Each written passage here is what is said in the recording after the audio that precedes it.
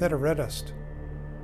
We were all thinking that, weren't we? Greetings, Earthlings. I'm Dr. Will, and welcome to Dr. Will Presents. My friend Mr. Brightside wanted me to reflect on what we've learned so far in the current crisis. I wasn't going to do another COVID-19 vlog, hoping to move on, but he insisted that peering into the fog of panic and hysteria and looking for the silver lining would be of interest to all of you. Yo, if you'd like more content like this, then whack the old subscribe button below. So what are my takeaways from the current situation? What silver linings can I see? We went to the store today, and I noticed that some, not all, of the shelves were empty, and that there were a lot of signs that said Limit 2, owing to the demand. Interestingly, my gut reaction was, well, might as well snag a couple of extra, even though I know that the shortages are temporary and the supply chain is A-okay. There's always that tug of doubt that when my family's hungry, there won't be any food. Americans, it turns out, are not used to scarcity.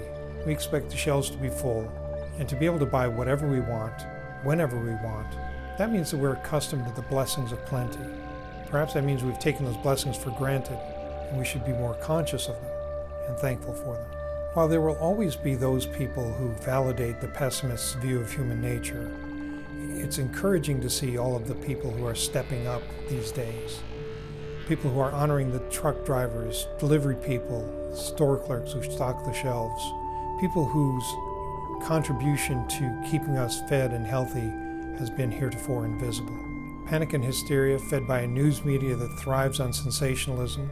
The silver lining here is that those people who are currently buying up all of the toilet paper will eventually recognize that they can't store a year's supply of toilet paper and all the other essentials in their house. So, having stocked up, their buying habits will return to some form of normality. We will know the more trustworthy sources of news and the less trustworthy. It's refreshing to see humor brought to bear on the situation. Real humor, a genuine look at the human condition. Price gougers. When you see people profiteering from the distress of others, well, at least now you know their quality. If it were me, I'd find someplace else to shop, forever.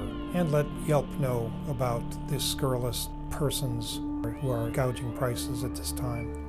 Ultimately, it's good to know who you can count on and who you can't. Ringing a system, or stress testing a system, teaches us a lot about how it will perform in a real crisis. It teaches us much about ourselves, our neighbors, the depth of our faith, and our confidence, the competence of our institutions, the importance of being prepared mentally, physically, emotionally, and spiritually for whatever happens. Cures for COVID-19 are maybe not right around the corner, but they're getting close. The ability of the scientific and medical community quickly to learn and innovate is encouraging. Balancing swift action with prudence is always difficult, and there will always be those who second guess every decision. Was it an overreaction? Was it an underreaction? We can't tell that now. Only in hindsight will we be able to make that decision. And hindsight is 2020. So as they say in Iceland, þetta reddast, which is a philosophy or a way of looking at life whilst living amongst the glaciers and volcanoes, sitting in the middle of the North Sea, smack dab on the widening rift between the North American and Eurasian tectonic plates as they slowly pull apart. Theta reddast means it'll all work out in the end. It may sound fatalistic, but it really is a reflection of our ability as human beings to adapt, adjust, and overcome.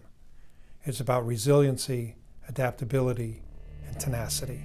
Ultimately, when the dust settles and we return to the status quo ante, there will be time for sober reflection. By sober reflection, I mean sitting around drinking adult beverages, having conversations with people as we solve the problems of the world. In any case, we'll look at what happened and be able to draw conclusions about our personal lives, family and friends, our professional work lives and careers, and our civic lives, and the interactions and relationships among all of those. Thanks for stopping by today.